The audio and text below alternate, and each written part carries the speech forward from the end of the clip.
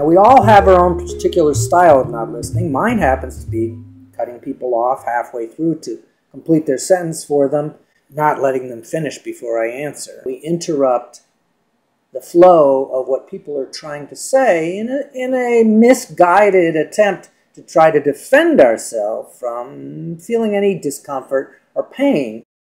First example I'll give you is nitpicking. It's quite common for people to nitpick, to pick on a small detail in what someone else said in order to diminish or put the person on defensive, win a point, and stop them from finishing what they have to say. So, for instance, the person might say, what you said last Wednesday really hurt me. And the answer is, was it Wednesday or Thursday? Who cares? What matters is that the person can express their feelings fully. At the same time, you can build enough information to understand things from their point of view. In all of these examples, there is one common thread, which is that chances are, if your lips are moving and sound is coming out, you're not listening.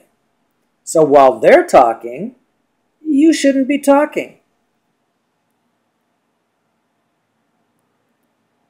Another example is misdirection by denial, which is an example of where they ask the question and then you misdirect and deny the reality of what they're saying, the feelings that they're feeling.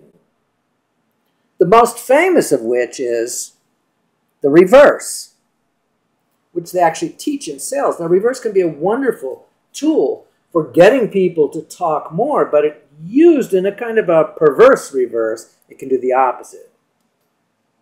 So, for instance, they say, what you said last Wednesday really hurt, and you say, isn't communication important to you? Now, we've all had people do that. But you got to admit, it's not exactly the nicest answer and certainly is going to get the person to clam up. Then there's another example of the reverse, which is where they ask what you said last Wednesday really hurt, and they respond, oh, like you never hurt me. So in this point, you're reversing the message, making yourself look to be the victim. That's really kind of dirty pool and is guaranteed to end the conversation.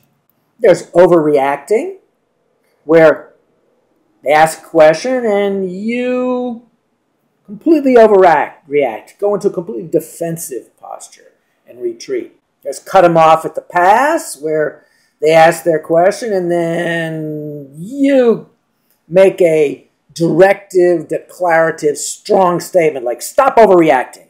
Really, you're too sensitive. I'm sure they're going to tell you what they really think after hearing that.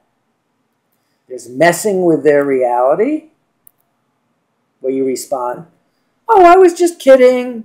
I'm sorry you took it the wrong way.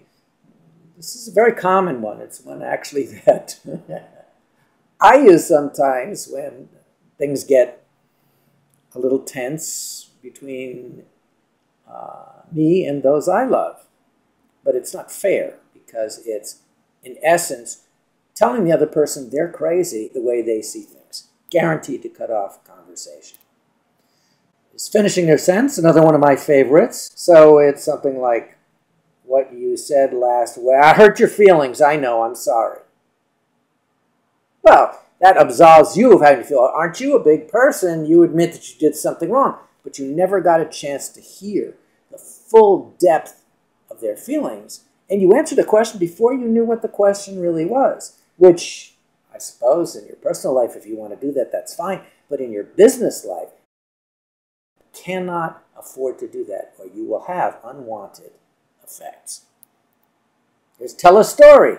They say what they say, you tell a story about a completely different topic and try to move the conversation in a different direction. There's over the top, where they say what they have to say, and then you use overkill, asking a string of questions, one after another. There's the machine gun misdirect, which is to answer the same way, rapid-fire questions that, again, make you appear like a hero, like you're really trying to find out what's going on. But in truth, what you're doing is interrupting the other person and throwing them off. So they say, what you said last Wednesday really hurt, and you respond, what time of day? What were we talking about? Were we alone or with others? Why bring this up now? Did I seem angry to you? There's a million ways to diminish people, and some people are masters at diminishing people. They could throw Abraham Lincoln off of his Gettysburg Address. There's the famous they said, or people are saying, without ever really specifying who those people are. And no matter what other people say, who cares? Because the person talking to you is saying, that's what you want to hear what they have to say. There's a punch in the gut coming back with a hard, declarative sentence right after they say what they have to say. Is guaranteed to shut them up. And then there's the laugh track,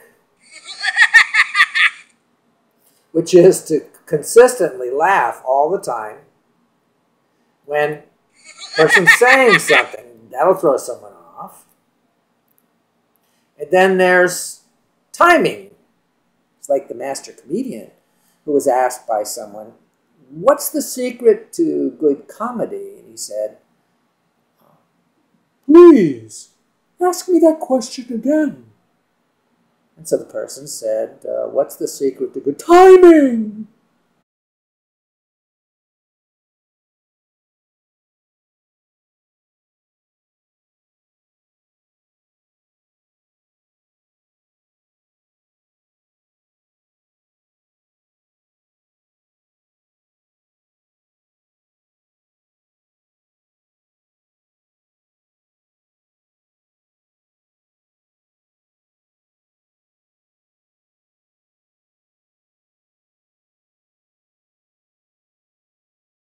Wait, excuse me. I've got a cell phone call coming in.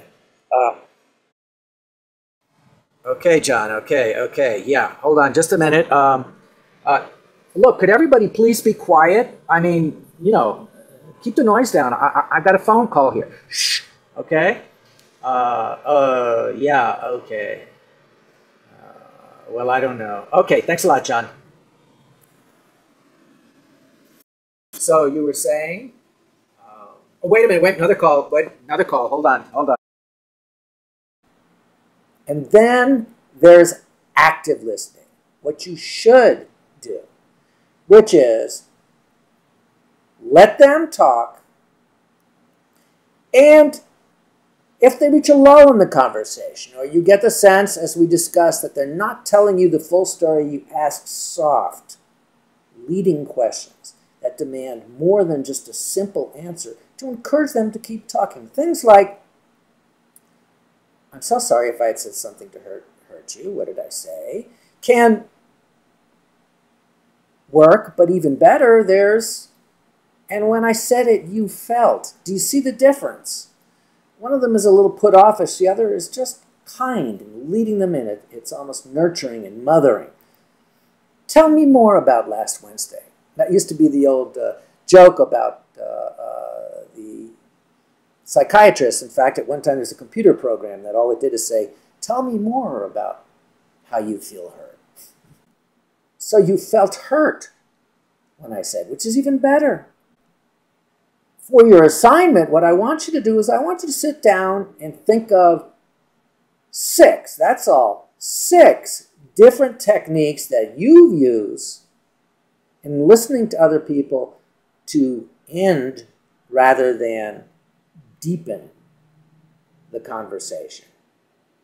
And then I want you to think of nonverbal things that you do, and then send them to me by email, and I'll listen.